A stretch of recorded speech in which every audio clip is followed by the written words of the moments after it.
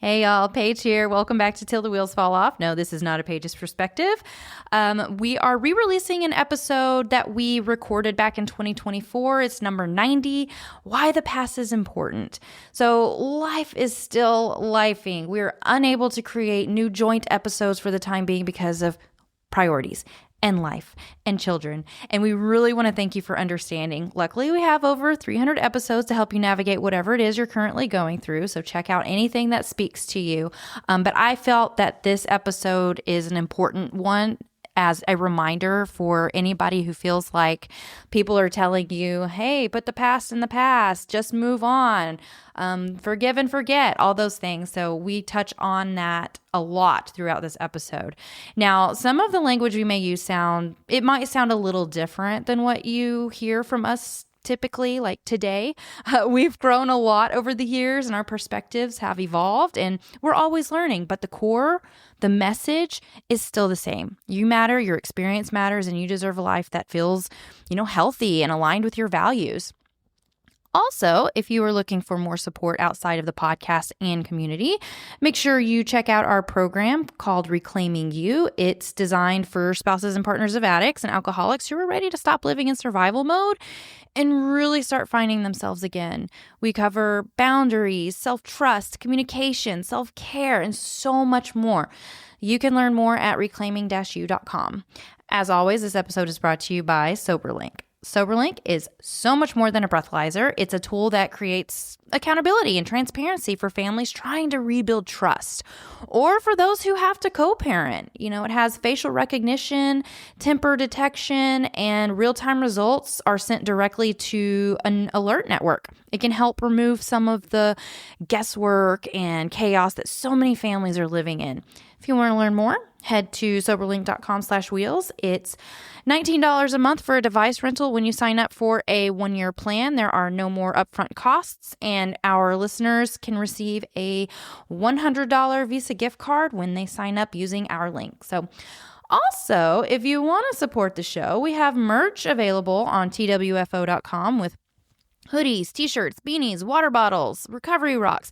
By the way, the water bottle has a poem engraved that Matt wrote. It says, "There's a fire inside you. It burns from within. The source of your light is never from them." And then we have a little skull logo on it. I use my water bottle every day. I freaking love it. It's amazing. It is very similar to an Owala water bottle. Not the same, but very similar. Check it out at twfo.com. And if you want to support us in other ways, we have a link called buymeacoffee.com/twfo. If you want to help us continue, creating episodes, and it helps the costs towards community calls, other resources, and just content for all of you. We really appreciate it. If those of you who have supported us, and if you're just here listening, that's totally cool too. We love you just as much. But we're really glad you're here. Whether this is your first time hearing this episode or you're listening to it again, we hope it gives you exactly what you need today. So let's go ahead and get into it. Let's not focus on the past. Let's move forward. You are making a unilateral decision for two people, which is not the basis of a marriage. That's not how marriage works. No. I'm saying that my feelings of shame are more important than everything I put you through. Ooh. That's what I'm doing, That's basically. so powerful when you say it like that. It's true, though. So think about that. Think about that when you say, let's not talk about the past. I'm saying that my feelings of shame are more important than everything that you feel. Mm-hmm. And you don't get to talk about your feelings because mine are more important. Welcome back to another episode of Till the Wheels Fall Off. I'm Matt. I'm Paige. Did you get scared there? What was that? Oh, bringing some energy in here, man. We're exhausted. He pointed at me. Freaking tired. I know, I'm tired too. We say this every time. Why do you do this? No, we don't. Yeah, we do. Not anymore. Okay, well, we just switched seasons like within 2 days. Yeah, we were in the snow yesterday. We were in Colorado for a beautiful wedding. Yeah, it was amazing. So amazing. And me and the kids, you were with the bride one day. Uh-huh. And so me and the kids got a day to ourselves. Yeah. So I wanted to go see some chipmunks. Because they're adorable. You ever seen a chipmunk with his cheeks full of sunflower seeds? Man, that is just joy. So, nuts. You always be dirty about stuff, man. I can't say it. Anyway, what we found was not chipmunks. The chipmunks were snowed out. We found 4 feet of snow in the mountains. Yeah. So yeah, we were throwing snowballs at each other, and it was awesome. But yeah, just a lot of travel and not a lot of sleep, and yeah, it's been kind of a weird day. Yeah. But it was totally Eclipse Day. Yeah, today. Yeah, if you're hearing this today, it's Monday. Yeah. It was Eclipse Day. That was crazy. That was really cool. I actually teared up, which is so weird. I don't know why I teared up, but I did. It was powerful. It was. It was like, because, like nature's like my thing, and like being outside and all that, it just makes me feel like, close to God. And it made me tear up. And I was like, this is weird. I don't know why I'm crying about this. I was so not enthusiastic or excited about this. I Me thought neither. everyone was overblowing it. When Agreed. I saw it, I was like, whoa. I know. Like, I take it all back. That was way cooler than I thought it would be. It was really cool. Like the stars came out and all the lights around the house came on, like the solar lights. Yeah, you were like, oh my gosh, I can see stars, Paige. Look, it's so crazy. cool. That was so freaking cool. Our dog didn't freak out though. Apparently dogs like weird out over that stuff, and she was fine. But people did do fireworks, and that freaked her out. That dog just ate a whole sub sandwich. I don't think she's thinking about much of anything other than her belly's nice and full.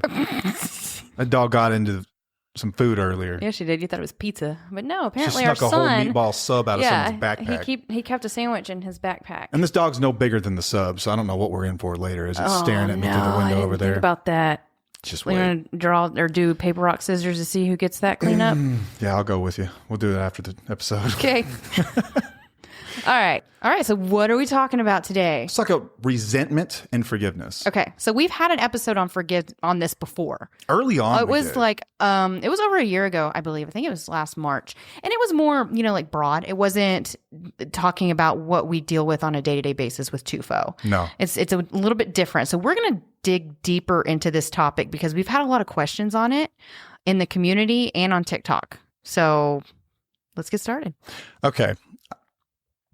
I think that I would love for couples to listen to this episode. Yes, I agree. So I'm going to approach this from as if I'm talking to 2 people that are working through it. So someone In early recovery or in recovery, right? 'Cause Yeah. In active addiction, I think even in active addiction, you can gain something from it. I think that there's going to be a lot of things here to understand about why these conversations keep coming up and what you can do about it and how to make this thing better. And if you want to save your marriage, like here's how we did it. Yeah. And so I think that it's relevant for couples. So I would love for people to be able to listen to this together. Yeah. So sometimes I'll be speaking, sounds like to both or one or the other. Just it's intended for both people. Okay. I'm pretending there's 2 people on that couch over there. Okay. Essentially. So it started with a question that someone had asked or a video that you posted. No, it was a question someone asked. Okay. What was the question? Her partner was in treatment and he was saying, let's put the past in the past. That's right. And, let's just move forward. And she had a problem with that. And I have a problem with that. And you have a problem with that. So what does it look like? Yeah, this comes up a lot. A lot. We And see this in like AA groups too. sometimes, yeah. Sometimes, but I can say for the ones that I've been part of, there's a lot of healthy recovery. I see this a lot of online forums. Well, that's what I mean. Oh, Like, okay, yeah. I haven't been to like your groups, but I mean like online forums. I've seen it. For sure. I think that a lot of people approach this topic of addiction and the betrayal that takes place in an addicted relationship, whether it's the lying, if it's infidelity, if it's just the dismissal and invalidation of feelings and all these things that cause tension. When someone decides they're going to get sober, they want to look at it like, listen, that was before, this is now. This is the new me. And from this moment forward, I'm going to be different. I'm changing. And we don't need to go back. We don't need to talk about all this crap that happened. That's not helpful to hark on the past when we need to move forward. We need to focus on this new life, this new person, this new mindset that we need to have. Like, let's start new. I think for a lot of people, that's how they first can like glean hope from something, is they can look forward to a brighter future. And I would say, yes, you're correct. You absolutely can, but you're going about it the wrong way. Yeah. Emotions buried alive never die. Yeah. You can't, it's like saying you want to arrive somewhere without ever actually leaving. Like, we have to address these things. We have to address these things. Right. But a lot of these people will say that they have learned this in the program that they're in, from their sponsor, from therapy, from marriage counselors, from treatment centers. And they go in there and they say, the past is the past. That is absolutely false. That has not been my experience, and that is BS. Right. And I think that they are saying that for their own experience. Like, they have to learn to forgive themselves. But it does not apply to your partner. Yeah. So in addiction treatment, shame is a big topic, and it's something that a lot of people feel early on. I feel horribly for the things I've done, for the person that I was. But we all know, I think, well, I say all, most people know that that's not a reflection of who I really am and what I really believe. That doesn't reflect me and my values. So it's really hard to look at those actions and acknowledge them and take accountability for them. It's easier to dismiss them and walk forward. And I encourage people, when I work with them, addicts, we're speaking of someone who has a substance abuse problem right now, whether it's drugs or alcohol or whatever. You are not your addiction. I mean that. You are not your addiction. Yeah. Addiction is a disease of the mind, and under your right mind, you would have not have asked for this. No one signed up for this. We didn't mean to do this, right? It's not, as much as it is a choice, it doesn't feel like one. And I'm not doing it to anybody. I'm not trying to hurt anyone.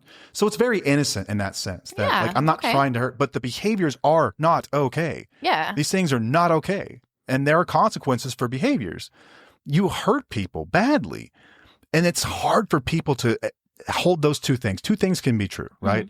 I could not have meant to hurt someone, and I can also have hurt someone very badly.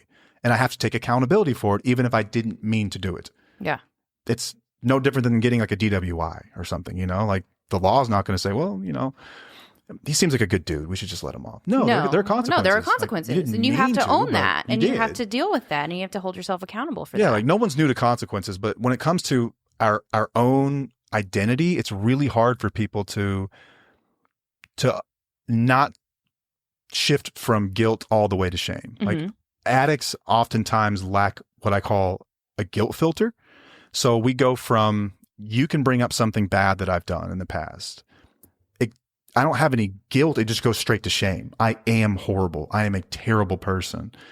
I suck. I'm worthless. I'm meaningless. I'm better off just not being here. That's where we often go. I go there sometimes. Let's talk about that. I've gone there before with like my mental illnesses and stuff, and being anxious and depressed and not feeling worthy, and my self-esteem was shot. I would go there. Somebody brings something up to me and I'm like, oh my gosh, it would just be better if I wasn't here. Yeah, it's like the all or nothing thinking. Yes, it is the all or nothing thinking. So I can relate. So absolutely. You I know exactly what you're saying. So what I try to do is to remind people that you are not these actions. You've done bad things, but you are not a bad person. There's a difference, right? I screwed up versus I am a screw up. Yeah. In the beginning, that's how this is framed so that we can move forward through the addiction. Because without hope, what's the point of any of this? If I can't grow to be a happy, healthy person with vibrant, positive relationships in my life, what's the point? What's the point? So we have to tell people, listen, you don't need to live in the past. That doesn't mean that no one else can. Right. That doesn't mean that other people can't address these things at times. It doesn't mean they can't share their feelings about how they've been hurt or harmed. Yeah. It just simply means that you are not these things. And two things can be true at once. Again, I am not my addiction, but I am responsible for the harm that I caused in my addiction. And I have to hold space for people in it. So a lot of people twist this, right? When they're when they're in treatment, and I've heard this more times than I can count. And especially, and it happens in therapy too. Sometimes even in 12-step programs, someone will say, like you mentioned, like my therapist or my counselor or whoever said that we don't need to worry about the past. That's not what they said. Yeah. That is not that is a minimization of the concept that we just discussed, which is you are not your addiction, although you have done some things that have hurt other people that you need to make right. It doesn't mean you just move past things. And I think that from a male perspective, this is common. Like, this is common male stuff. And what I mean by that is, like, take it back to when we're little boys in sports, right? We go up to the plate, we strike out, we walk back to the dugout crying, upset, we're shame, you know, like, I've let everyone down, I suck at this, I'm horrible. And we're told, just worry about the next one. Don't worry about that one, just worry about the next one. great athletes like Kobe and Jeter and those guys, they're known for being the greatest of all times, and Michael Jordan, because they had a short memory, because they could forget about a mistake that they made and move past it and continue to be great. They didn't hark on the mistakes, but it's not to say they didn't learn from the mistakes. That's what they don't talk about in sayings like that. Yeah. It's not just forgetting about the mistake. It's, you made a mistake. Okay, that doesn't define you. What can we learn from that mistake? How are we going to be better moving forward? Right. You use those mistakes as a tool. Yeah, like we've had that episode on failure is, no such thing as failure. Yeah, exactly. Until you just give up. Yeah. There's no such thing. Right. But I think as like from a male perspective, like this permeates male culture. I can just speak as a male here. Just a guy that, we tell people like, dude, just move on, get over it. It's okay. Like, just worry about the next one. There's plenty of fish in the sea. Like, there's a million variations of this. But I think people misapply this when it comes to what's happened in your marriage, what's happened in your relationship, the things that we have done and caused harm. I think that, and I'll let you speak for yourself here, but you wanted to move forward too, right? You looked forward to a better marriage one day. Yeah. So it's not to say that you guys don't. Like, talk but about it's that not. for a But moment. it's not like I can just say, "Oh, I'm just going to forgive and forget. I'm just going to let go of the things that happened in the past." It doesn't work that way because I'm not feeling safe until you start proving to me over and over again that these behaviors are not going to happen again. And that takes accountability, and it takes action, and it takes a lot of work. And that's not a punishment, and it's not a requirement either. But I think that it is a request. And I think that if you want a happy relationship, if you want what we have, you need to do that. Yeah. That has to be part of it. Yeah. I have never seen anyone just forget about it and move on and find that to be any sort of long-term plan for success in a relationship, ever. It eventually comes back up. Yeah, we say it all the time. Emotions buried alive never die. These things will dig themselves up. Yeah, because it's my life too. It's not just your life. Right. I was a part of this life. Therefore, when you say, let's just put the past behind you, you're telling me that my emotions, my feelings, and my experience doesn't matter. Yeah, I'm saying that my feelings are more important than yours. Than mine. And then that's just going to make me feel even lower. Like there's no empathy there. And that's important to have in a relationship. You have to have empathy. Yes. You have to.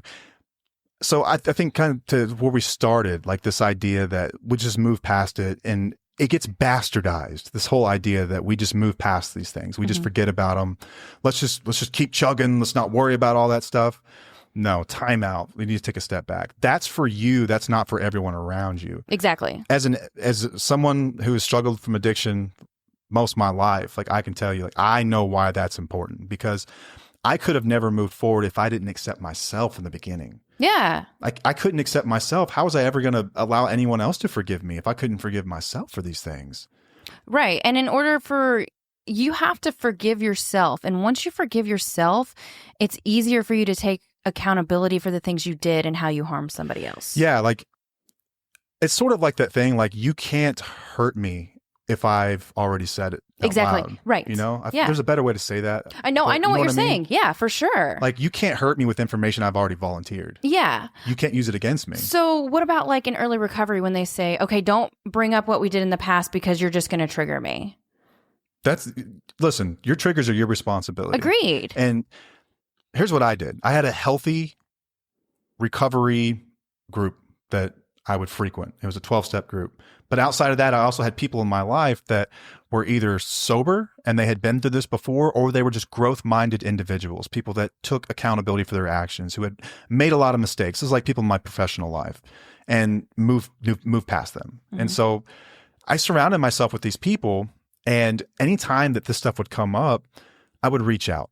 Or I would hear stories and going to meetings and things like that from people who had dealt with this and how they addressed it.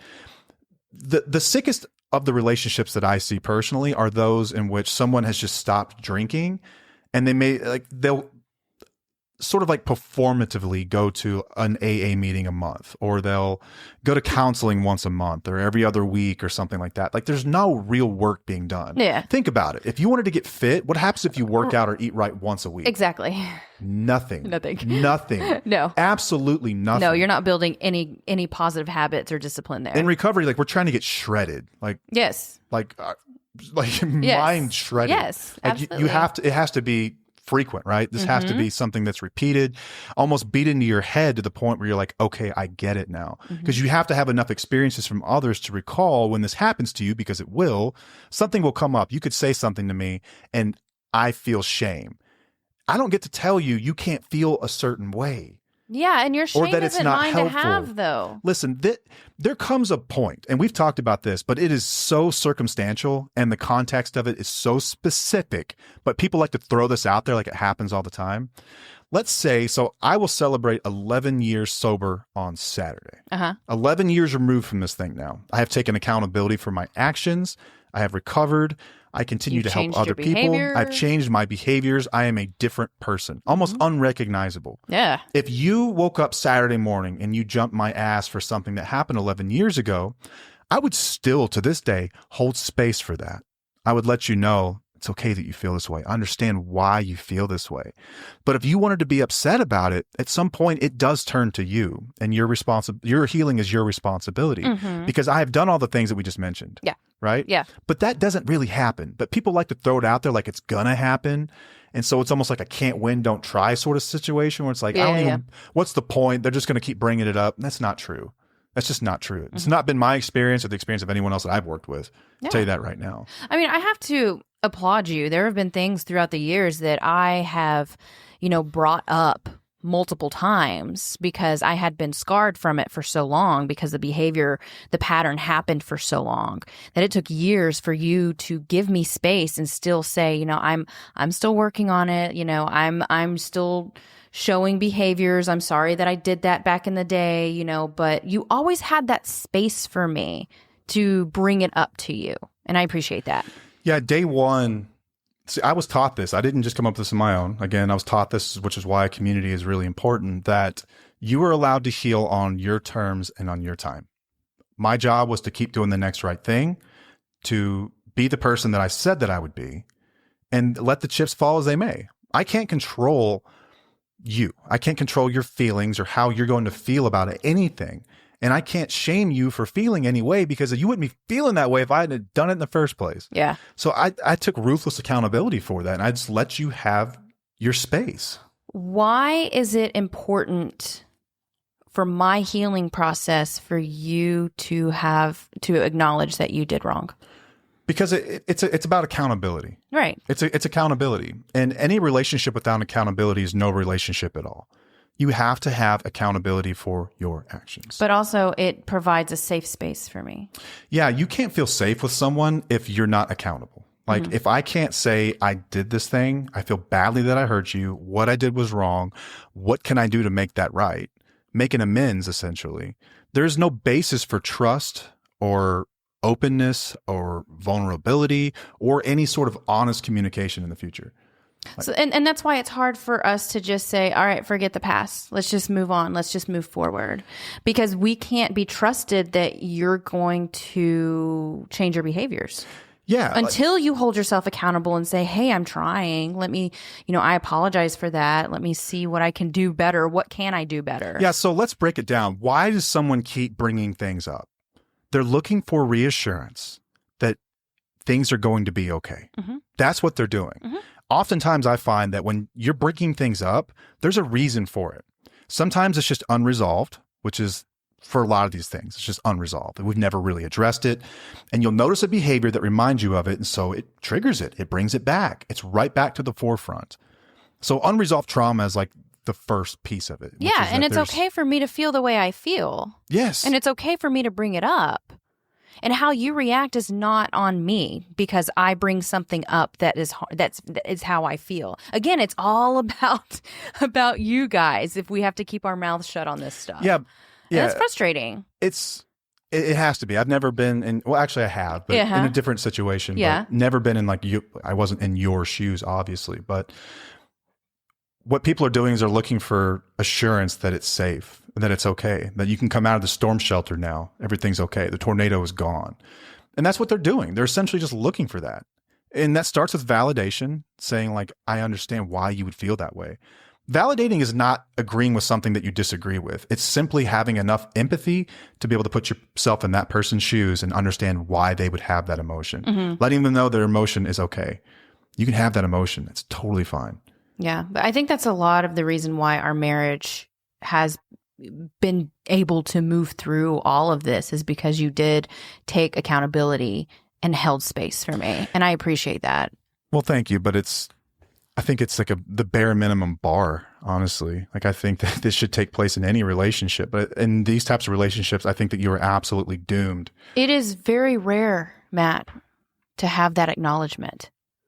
Shouldn't be. Well, I know that, but that's just the reality of it. And that's why we're here. And that's why we're trying to have this conversation. And we're having all of these conversations is to bring awareness to it. Yeah. So when your wife is bringing up the past, as people often put it, it's nothing more than her just seeking safety. Yeah. Just wanting to know that, like, the assurance that there is accountability there, that it won't happen. You won't hurt me again. Mm-hmm. That's all they're doing. Mm-hmm. That's it. Yeah. So if you've never addressed it, why do you think they keep bringing it up?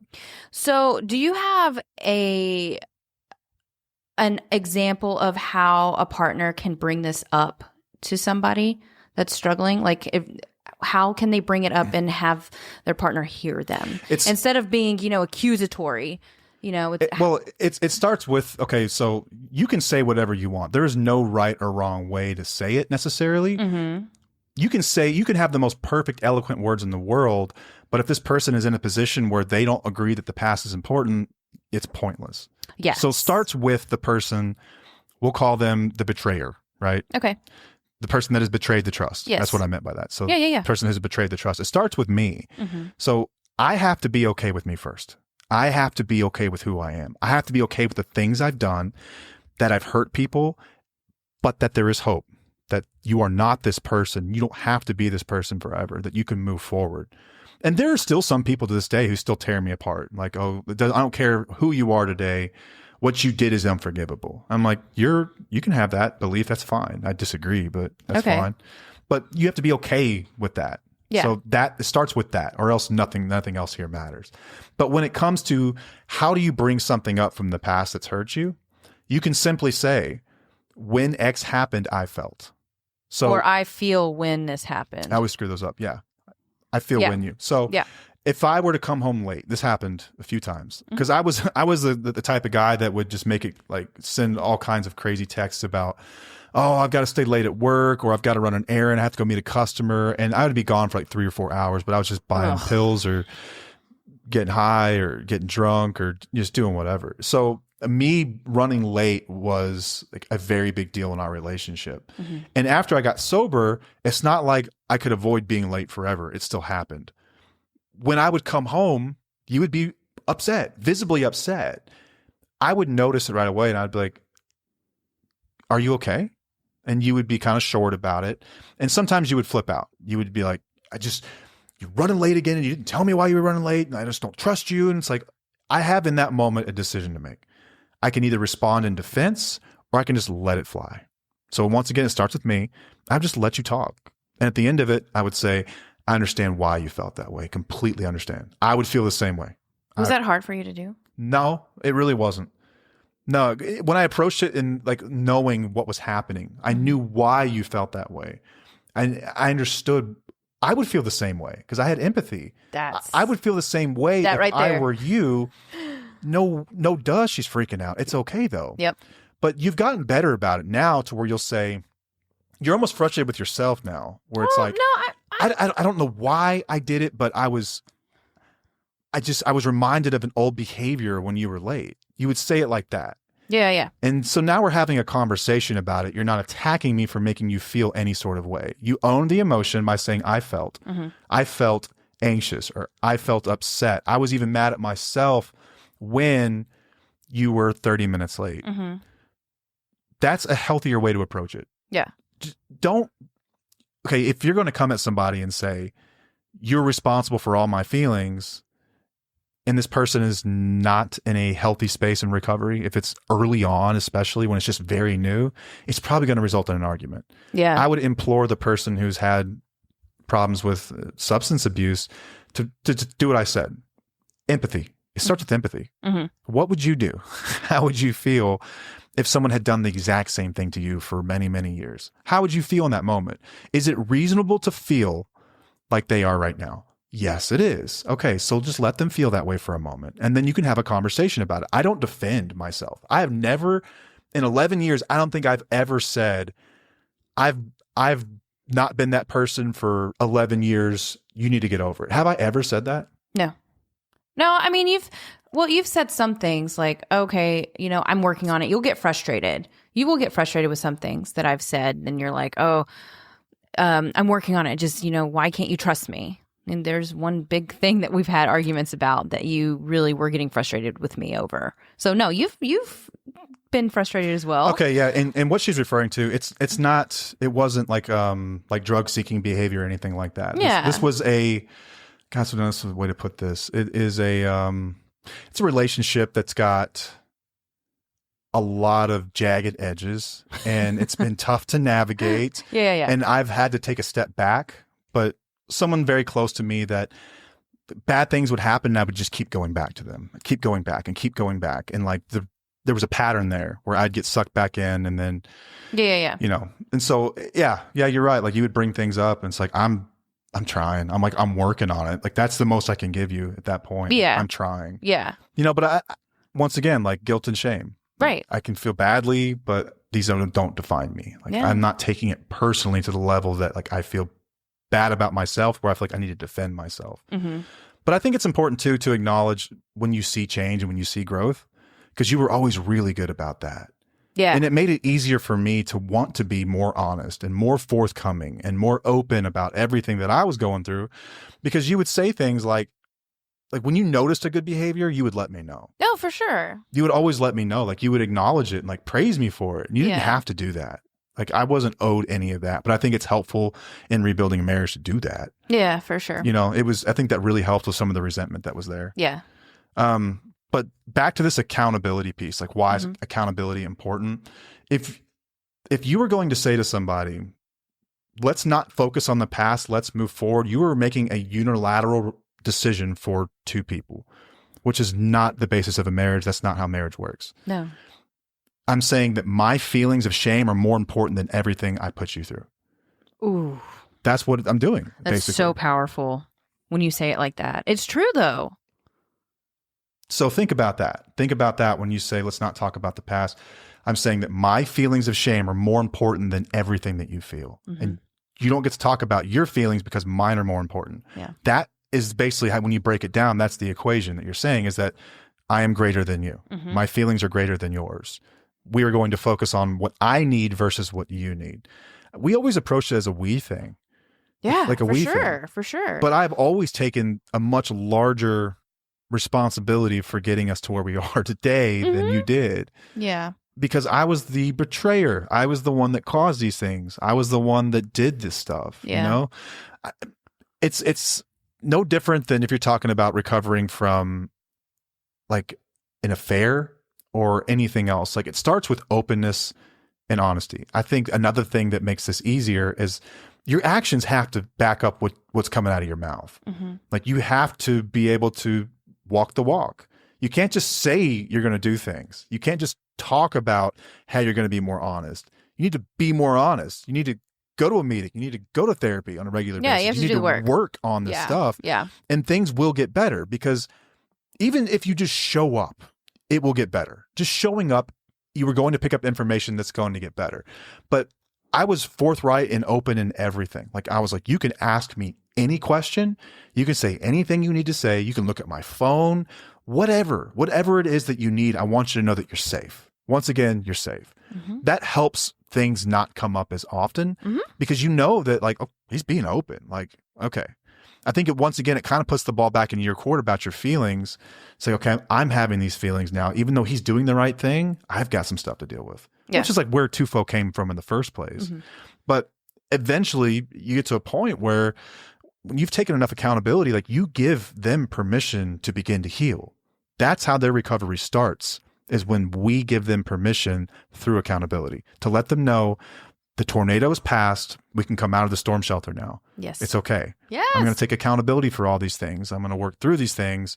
But without that, what's the point of being married? Like, why are you even together? Mm-hmm.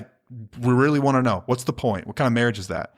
You're just going to sit around and like what? Talk about the weather? Yeah. watch TV, pretend like everything's cool when it's not. Nobody wants to be in that kind of relationship. They don't. And they're lying to themselves if they say that they do. Yeah, for sure. Even if you were raised as a male in a type of environment where you didn't talk about feelings and didn't talk about emotions, like even you have to admit that sounds miserable. Yeah. It's my experience is that if you don't address these things, they're going to come back in a different way because you're going to get resentment. Yeah. And here's the thing too, is that a lot of us were very supportive towards y'all during active addiction or whatnot. You know, we were there for you, trying to hold space for you. We empathized with you. But then when it's our turn, we don't get the same, we don't get the same treatment. And it's like, that sucks. Yeah. Like, again, it's still all about you. Once again, all the focus is on the addict. Yeah. Yeah. And this is our life too. Like I said earlier, this is our life too. You are married. This is not either one of you. It's interdependent. That's what it's supposed to be. Yeah. And I think that addicts a lot of times have problem with empathy. And I don't know the exact science behind all this, but here's the way that it felt to me was that every time I had an uncomfortable emotion, I knew how to make that go away. And I would take a substance. It was an anesthetic. It just numbed me. Okay. Yeah. Right. But in numbing myself, I was never actually dealing with anything. So sobriety taught me to process emotions from the beginning all the way to the end uninterrupted. And it's incredibly difficult to do in the beginning. Like really, really difficult to do. But if you're having trouble with empathy, here's what I do. I can look at my life experiences. At some point, I've been hurt by something. And you're lying if you say you've never been hurt. Never had your feelings hurt. You never knew what it was like to be left out. You never got picked on. You never got called fat or ugly or any of these things. Every human walking the planet knows what it's like to be hurt. So you know what hurt feels like. So frame that hurt in your partner's eyes. What does she feel when I did this? She felt the exact same effing way you felt when that 6th grade girl declined you at the dance, or times 10. Or your mother disregarded you when you would cry, or when your father would beat you, or any of those things. She felt the same way. It's the same way for her. Remember how bad that felt? That's how she feels. In those moments, you can look at someone and say, they are not the enemy. They are not doing these things to pick on me or to remind me of how sorry I am. They are hurt. And you have to have empathy for that. Yeah. Empathy is just putting how are they feeling in this moment? Let me put myself in their shoes. How would they have felt when I did this? And for some people, that's too much to overcome in the beginning. It's so much. Which I understand. And you feel horrible. You can go listen to our episode on how to communicate with somebody in early recovery, because it is a bit tricky it comes to that. But I do want people addicts to understand, don't dismiss your partner's feelings. It's an important part of both of your recovery to acknowledge the hurt that's been done. Yeah. And I think from a recovery standpoint, accountability is very, very, very beneficial. Oh, for sure. Very beneficial. For me, time plus pain equals change. And if I'm not in enough pain, I'm not going to change. I have a high pain tolerance. I have to be in a lot of pain. You have to get my attention somehow. For pain is how it worked for me. I had to experience enough negative consequence to get my attention to say that something needs to change. Yeah. Accountability is a great way to do that, and it's a healthy way to do that. Because when I take accountability for things, I have to actually consider what I've done. I have to write it out on paper. I have to talk to someone about it. It's right there. Yeah. I'm looking at it. I can't avoid it. It's right there. You'll see that it's not going to be the end of the world. Yeah. Right? Yeah. And you were so graceful in your forgiveness of me. And I think that's a pretty common attribute from a lot of the people that we work with. It's like they want to forgive. Like they want to move forward. Like no one wants to get divorced. Yeah. Like no one wants to just say F it all. Like no one wants to do those things. They're put in the position where you leave them no choice. If the price for your marriage is accountability, is that too high of a price to pay? Really? Yeah. Is that really? And if that's the case, then like you ain't worth it. Like that is a low price. That is a very low price for a very high payoff. Is to simply say that I did these things, I'm accountable for these things, and you're allowed to feel however you need to feel about these things. Yeah. My promise to you is that I will change my behaviors, my actions will change in doing the work. And it's not complicated. Yeah. It's not hard. Yeah. Yeah. And things get better. Yeah. Yeah, and if you are in recovery, we also offer relationship building to where we can help you navigate together on how to deal with the forgiveness and take accountability and talk with both of us to try to get you through it too.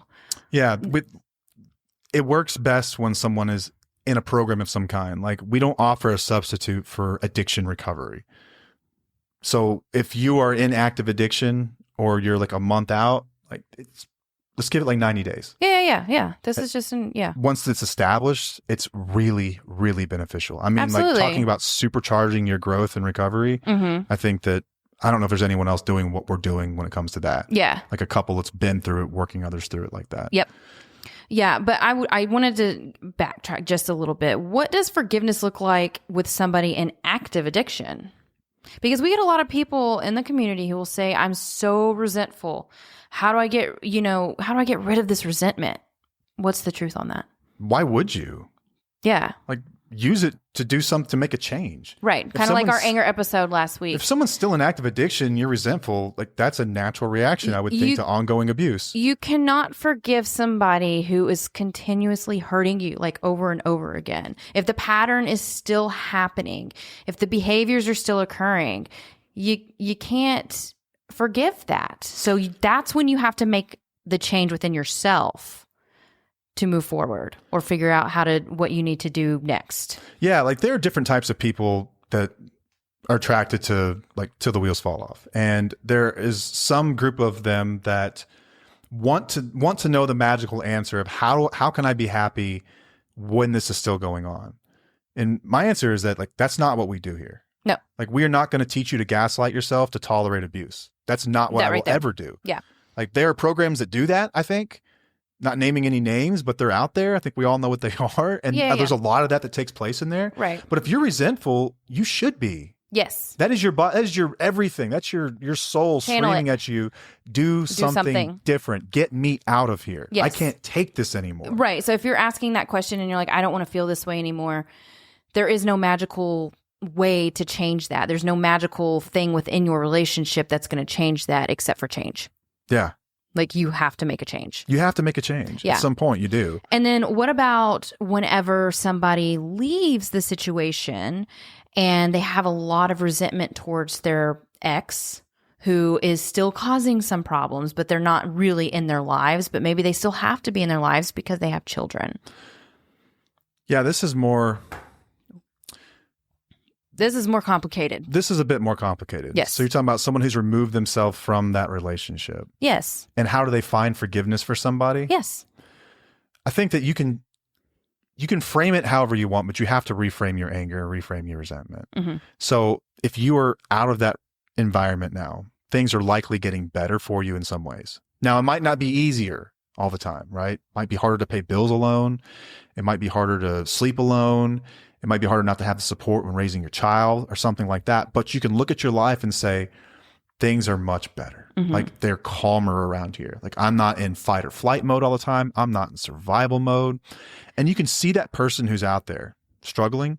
And I think that's when you can really look at them and say, like, they are a sick person. Like, Yes. they're sick, like, genuinely sick. Like, Yeah. we talk about the disease model of addiction. Right. This is where the compassion comes in. Yeah, you can have compassion for someone and understand that in their right mind, they wouldn't choose to do this. They're extremely sick. But you don't have to be around in the line of fire for it. Right. And also, forgiveness is not for the other person. Forgiveness is for yourself. Yeah, you're not condoning anything when you forgive. You're not letting go of your values or your boundaries or condoning. You're not doing any of that when you forgive somebody.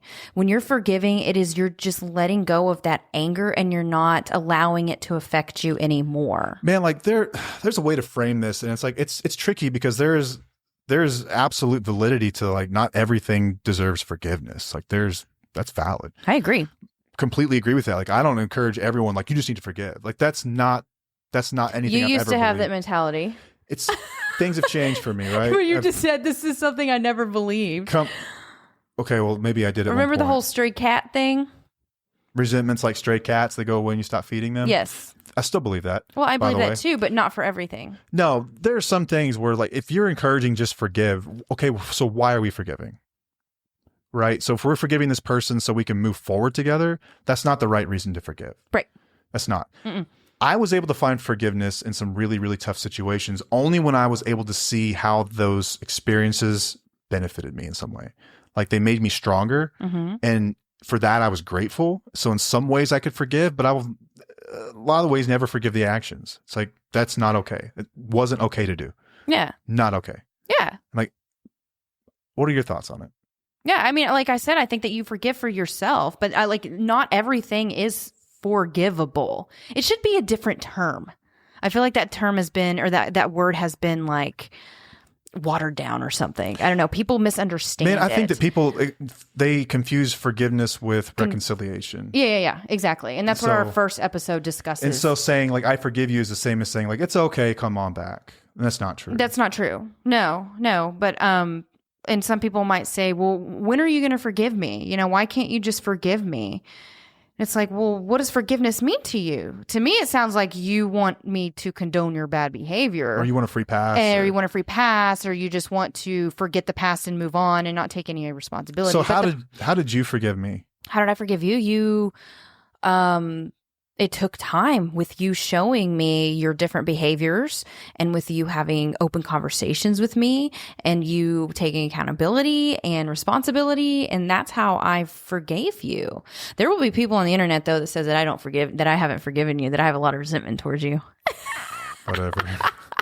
And I just laugh when I see that. Let me just say that, because I have no resentment towards you. Yeah, I think forgiveness for me anyway, it's possible when you can look at your life and say like the benefits have now outweigh the costs. Absolutely. But it has to match up, but that won't be the case for every situation and every scenario, you know? Yeah. Like there would be some things that are just unforgivable. Mm-hmm. Like you've abused a child, unforgivable. Yeah. Unforgivable. Mm-hmm. How could you ever forgive that? Yeah.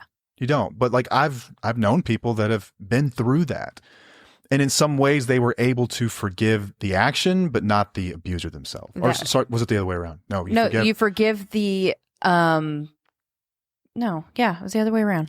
Abuser, but not the action. Yeah, that's what it was. You have to separate the That's what two it was. or it's whatnot. Like, they can understand that person extremely sick and beyond effed up, having God knows what they went through that put them in a position where they thought that was a good idea. Yeah, and they can say, I can forgive like that, but the action, absolutely not and never. Yeah. And like apology accepted, access denied. Right. But I'm not going to hold on to that resentment forever. Yeah. But there will always be a piece in you, I think, that's going to be unhealed.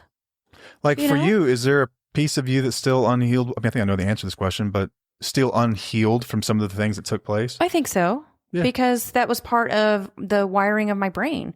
The things that we went through, that's part of the, there are parts that are always going to be there, but the good outweighs that part now. Right.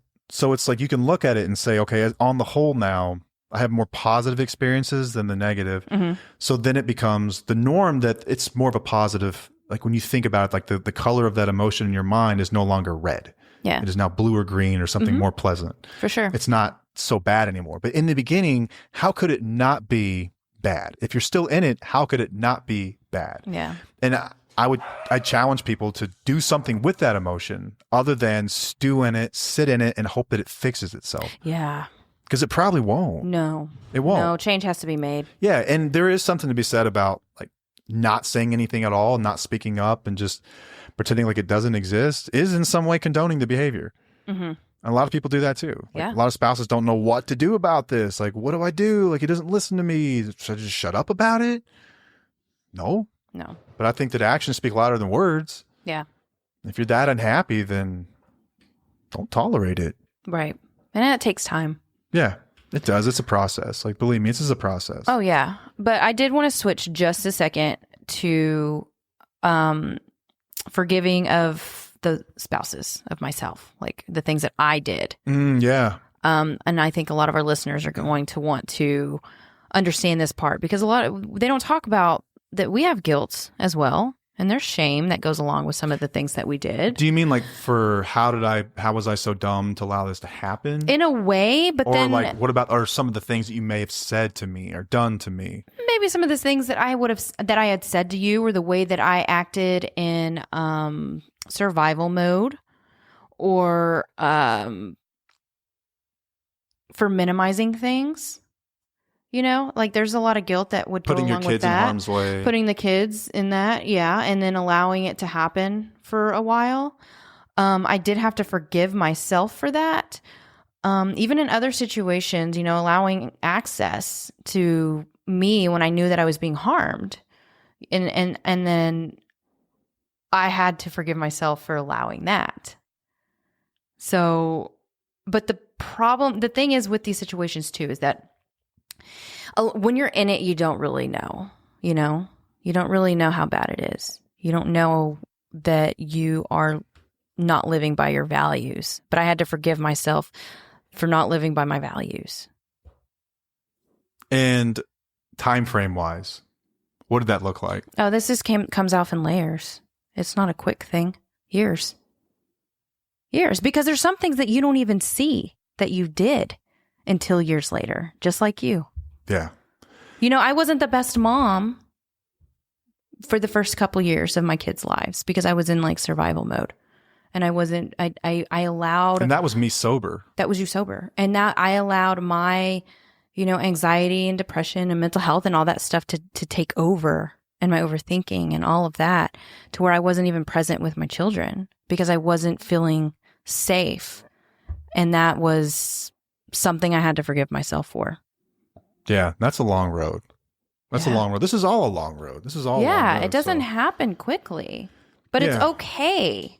I mean, I know that some people want to learn how to forgive themselves if they leave. Some people need to learn how to forgive themselves for staying too long, you know, forgiving themselves for raising their children, you know, for years and years in the toxicity that, you know, could be harmful to them. And then forgiving yourselves for losing yourself. Like I had to forgive myself for that, for losing my identity, for being isolated all the time. I mean, it's not so different than what I had to go through too in the beginning. No, it's not. Like my life was not early. I didn't have the normal 20-year-old life. Like you weren't the kind of person who went out to parties and bars and stuff like that. We stayed home. Yeah, we were hermit crabs. We were hermits. And I had to forgive myself for not living my life based on my values. Yeah, man. It's a journey for both people.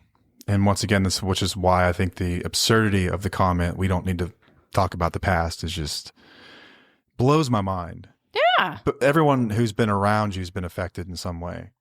And they're not shaming you by saying that they were hurt by it. You're a big boy. Deal with it. Suck it up. You can handle it. It's not the worst thing in the world to take some accountability. Yeah. I'm going to finish it off if you're cool. I've wrote something out here. Okay. Kind of like a synopsis, because we don't read whenever we do episodes. We just kind of talk, let this thing flow organically. Yes. But I want to make sure we got all of our points here. I'll just read this real quick. Okay. And this is the basis of this is, I think, what I've seen and what happened in our marriage is, I think more than anything, like you just want someone to get it. Like you need to know how much you've hurt me. You need to know. And it's not so I can like beat you up. It's because it's so serious. Like I need to know that you're going to do something about it, or I don't want to be in this relationship anymore. That's the seriousness of it. That's how bad it hurts. It's like one of those kinds of hurts. Mm-hmm. So one big reason couples struggle after one partner betrays the other's trust due to addiction is that the addicted partner often doesn't fully grasp how much they've hurt their partner. Understanding and empathy are key to healing the hurt caused by broken trust. When addiction damages the trust in a relationship, it feels like a punch to the gut for the betrayed partner. Initially, all they can think about is feeling safe again. At first, it seems crazy to even consider giving the addicted partner another chance. But over time, if the addicted partner shows they're truly sorry and committed to making things right, the betrayed partner might start thinking about giving things another shot. But before that can happen, the betrayed partner needs to feel like the addicted partner truly gets how much they've hurt them and genuinely regrets it. Anything less makes the betrayed partner wonder if their partner really cares or even wants to care. Early on, it's crucial that both partners really want to understand each other and work on getting better emotionally. While there are no guarantees, certain signs indicate progress toward healing. So why someone keeps bringing up the past, why the hurt person keeps bringing up the past. Until the hurt partner feels like the addicted partner truly understands how much they've been hurt, they'll keep bringing it up. Many addicted partners see this as a way to help them, or many addicted partners see this as a way to make them feel bad, but really the hurt partner just wants to heal and feel close again. If the addicted partner admits they've been selfish and messed up early on, the hurt partner starts to feel safer and begins to heal. This is like you give them permission to start to heal when they see that you're serious about it. Mm-hmm. It's nothing. It's no more complicated than that. Yeah. It's just that. Yeah. I understand. I feel badly that I've hurt you. I see where I've hurt you. Mm-hmm. I want to make things right. That gives you the cues to say, okay, we can move forward. Yeah. It doesn't start until you do that, though. Right. So yeah, this is a paradox, because this sadness, this grief, this horrible conversation or series of conversations actually kickstart the healing process, believe it or not. Boom. So if the addicted partner stays stubborn and doesn't take responsibility for their actions, the hurt partner feels stuck and cannot imagine a healthy relationship. It's scary if their partner doesn't seem to care about their pain or won't talk about how their actions hurt them. After being hurt, the hurt partner doesn't feel like they matter to their partner anymore. Only by truly understanding each other's feelings can they start to rebuild the connection. And so often addicted partners brush off their partner's concerns or say they don't want to talk about it anymore. Even if they try to take responsibility, their unwillingness to face the reality of what they've done leaves their partner feeling stuck, unimportant, and unloved. In these situations, the addicted partner is saying their own discomfort matters more than their partner's pain. That's what's really being said. Yeah. Healing and making things right are possible, but it's important for the addicted partner to acknowledge the seriousness of what they've done. If you're the addicted partner, listen to your partner and be ready for a long journey of healing. Your effort to understanding will go a long way in rebuilding trust. I've seen more times than I can count people that I've actually worked through. Like the 12 steps have this built into them. Yeah. They have a 9th and 10th step. Mm-hmm. It's when you make a list of people that you've harmed, or sorry, an 8th and 9th step where you make a list of people you've harmed and then you make amends to them. It's what I did was wrong. I feel badly that I've hurt you. What can I do to make that right? Yeah. And the last part, what can I do to make that right? That is a verb. That is an action phrase. Yes. That is not to say sorry. I don't even let people say sorry. Yeah. I mean, it might come out because it's. Because I feel badly what I've done. I feel badly that I've hurt you. What I did was wrong. What can I do to make that right? And amends happen throughout your life. There are different types of amends, right? So there's like financial amends. Like, let's say that I've stolen money from someone. Yeah. Financial amends would be like, okay, I understand all that, but you owe me $500. Like that's how you can start to make things right. Like, you got it. I owe $500. I'll pay you $500. Yeah. Sometimes they're emotional and it's a lot of pain. Like your lying has left me unable to trust anyone, even myself. Mm-hmm. Okay, so I can't fix that today. No. I can't fix that with an apology or any words. That's going to be actions over years. Right. That's going to be me doing the right thing over a very long period of time. Mm-hmm. And then it's at some point, once again, the ball's in your court. You'll have to decide whether or not I'm trustworthy. Yes. You'll have to say, okay, well, he's been trustworthy. I can see that. I appreciate that. Now it's within me. Yeah, exactly. And I have to allow myself to do that. Right. You know, then there's living amends, which is like some people you don't have the opportunity to make amends with. Either they passed away, they don't ever want to talk to you again. And for those types of people, we truly just do the next right thing at all times. Like integrity is doing the right thing when no one's watching. Right. And that's sort of what we're doing here. Yeah. It's like just making living amends to people. But I've seen this so many times, this is where there are men that just say, I'm just going to make living amends. That's just what I'm going to do. They decide what the amends look like for everyone around them by just doing the right thing. That's another way of trying to control. I know you mean well, but that's not how this works. Yeah. It's just not how it works. You have to acknowledge other people. Listen to them. Yeah. There might be an actual action that they would like to see. There's so many wheelies that have not gotten their day in court when it comes to this. I agree. Someone who has just quit drinking and gone dry, and they will decide, here's what I've done wrong in my eyes. Here's what I'm going to do to change it moving forward in my eyes, without ever bringing the other person into consideration and asking them, what would you need to see from me to feel safe again? What would you need to see from me to trust me again? What could I do? And the answer in the beginning is going to be like, I don't even know. Yeah, but exactly. Keep asking. But even bringing that up is a huge, like, we forgive, like, not forgive, but we're really open to things. Yeah. You know, just talk to us. Want to make things work. Yes. Be vulnerable, open, talk to us, and it'll help the process go by easier for you. But listen, like, we don't get to decide how other people move on and recover. No. It's not my decision to make. Listen, I'm the one who offended. I'm the one who did the harm. You get to decide how and when you recover, right? But at some point, it becomes your responsibility. If I'm doing everything. And I think that's where people get things twisted a lot, is because they want us to be like, well, am I just going to get killed forever on this? I don't know, maybe, but probably not. My experience has been that no, that's not the case. Once they have enough good experiences to outweigh the bad, that's when forgiveness really happens. Yeah, and they still might bring it up more than once, and you need to be prepared for that. Like, so be it. So be it. You are not your addiction. You are not a horrible person. You've done bad things that you need to make right on. There you go. That's it. Yeah.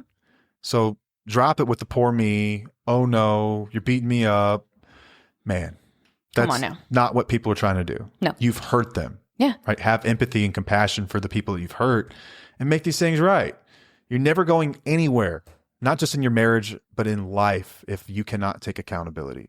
You know how many books are written about accountability and applied to business, like the professional world? Like, it is crucial to organizations. You know what organization in the United States has the most accountability built into it? The military. It is all about accountability. It's all about accountability. If you have not done your role, if you have not done your job, you are out. Yeah. Sometimes they'll even throw your ass in jail for it. Let's take that same, even a percentage of it into our relationships and things get better. Yeah. But in recovery, it's so needed, man. You have to give people the permission to begin to heal. Yeah. And that starts with, you have to get it. If you don't get it, if you don't see how bad you've hurt someone, if you've never even considered how they feel about it, and your idea is just, we're just going to move forward and move on, man, it's going to be a rough road. Yeah. It's not going to get better. Yep. All right. Anything else? No, I think that's solid. Okay. All right. Well, that's all we've got here. I hope that was helpful. Yeah. That was our experience with it. Yeah. Have you forgiven me, angry TikTok lady? Have I forgiven you? Yeah. Yeah. Half the TikTok says you're still mad. You mad, bro? They're dumb. It's funny because we have to go visit like subjects and topics a lot that we've long since healed from. Yeah. So we have to live them through other people's experiences and stories. So a lot of times when there's a video, it's a reaction to someone's story. So it's like, ooh, yeah, I have feelings on this. But that's not necessarily a reflection of your current state. Of my current state. No, it's just that I've been there before. I know what you're feeling. I'm putting myself in other people's shoes that I've been there. It's also having empathy as well, because I am putting myself in their shoes even though I've been there. Yes. But I'm going back to a space, that I haven't been in a long time. I'm their voice. Right. You're their advocate. I am there for them. And if you think that I'm still resentful, you're crazy. Our marriage is very strong. Yeah, we just left. We went to the wedding in Colorado and had so much fun. Oh yeah, we danced all night together. Yes, we had an incredible time. Yeah, but we have meaningful conversations. So much love. I look across the room and just see you staring at me, just smiling. Yeah, and I know that look. That is like, you love me. Yep. You are in love with me. Yes. You see me and you admire me, and all that's present in our marriage again. Yeah. But it started with this process of accountability. Yes. Without this, no, bets are off. I was telling you that, I know we have to get off here really quickly because we have to get our kid, but I was telling you earlier that I don't think that our marriage would have worked out had you not taken responsibility and been accountable. There's no way it would have acknowledged and apologized. It would have been miserable for both of us. And actually changed, and not even just changing, but not. You saying you're sorry and actually acknowledging what you did was a big deal. And a lot of people don't realize that. It is, but it's not. It shouldn't be. I think we should just make this normal and all. No, I'm saying it's a big deal for me. Oh, okay. For you, it should be simple. It should be like, oh man, I harmed you, but for me, it was a big deal. Because if it didn't happen, I don't think our marriage would have worked. Yeah. I don't see how it can. Yeah. How can it? We're just not going to talk about it? I would not have felt safe And we all deserve to feel safe in our relationships. Yeah. And if you don't have safety, dude, like we talked about intimacy, like that's off the table. Yeah. That's off the table. Like Yeah. everything's off the table without the safety. Yes. Like they have to trust. Being safe is number one priority. Yeah. In order to trust, you have to get it. They need to know that you understand what you've done. Yes. And that happens with the conversation, not a unilateral decision to move forward in an arbitrary way. Yep. So, All right. awesome. All right. Well, that's all we've got. Until next time, I'm Matt. I'm Paige. And we'll see you. Bye.